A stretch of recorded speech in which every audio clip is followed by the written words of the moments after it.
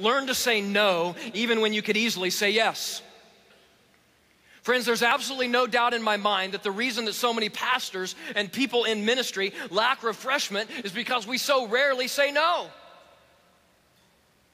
I can remember clearly when I had my first ministry, I was going to Manhattan Christian College. 7 of you excited? And I was driving to my weekend ministry in Kansas City, and I'll never forget one Sunday afternoon sitting in this back kitchen area that was all outdated, and I was kind of complaining to the pastor I was working with about how I was going to school full time, and I was playing soccer, and I was trying to do this weekend ministry, and I was complaining to him. And I'll never forget him looking at me in this kitchen and saying, "Todd, the devil never takes a break."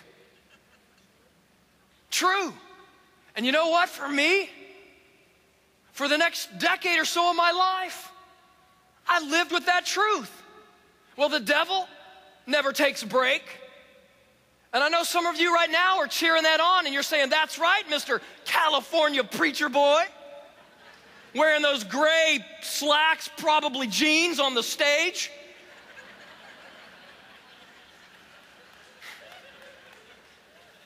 The devil never takes a break. And that's kind of your motto for your life, and I understand that, and I get that that's your motto. The problem with that being your motto is that it also makes the devil your mentor.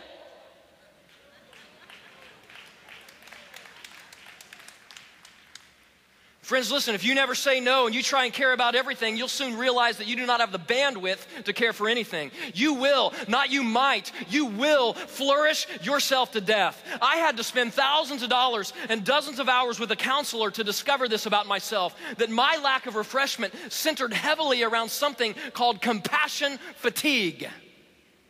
It's the emotional stress or apathy resulting from the constant demands of caring for others. You see, friends, you already know this, but the ministry never stops. Therefore, we assume that we should not. And what starts out as compassion becomes a compulsion. For me, it wasn't that I didn't care, it's that I couldn't. When I tried to care for everyone, I found that I couldn't care for anyone. I didn't have the capacity to care. It's like I was numb. And you know what I've learned about the ministry? And by the way, you can agree or disagree with this. You can debate this later on if you want to over dinner. I hope you will. What I have learned about the ministry is that it's so comprehensive that you must actually steward your compassion. Jesus Christ himself did not have unlimited capacity to care, and neither do you. You want to know how I contracted compassion fatigue?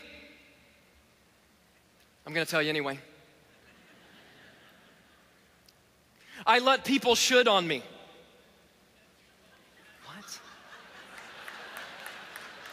Some of you said, "What? Pull him off, Rick. Where's Rick Rusa?" You heard me right. I let people should on me. I was always letting people say, "You should do this or you should do that. You should be here or you should be there." I was constantly, mentally living in the shoulds of other people. Even worse, I often should on myself. It's true. If I even thought about not doing something, if I even thought about saying no, there was immediately a courtroom convened in my mind where I would put myself on trial and present all kinds of information as to why I should do this or why I should do that. And friends, listen, in order to find refreshment in the kingdom, I have had to learn to quit letting others should on me, and I've had to learn to quit shoulding on myself. I've had to learn to say no, even when I could easily say yes. Somebody say amen.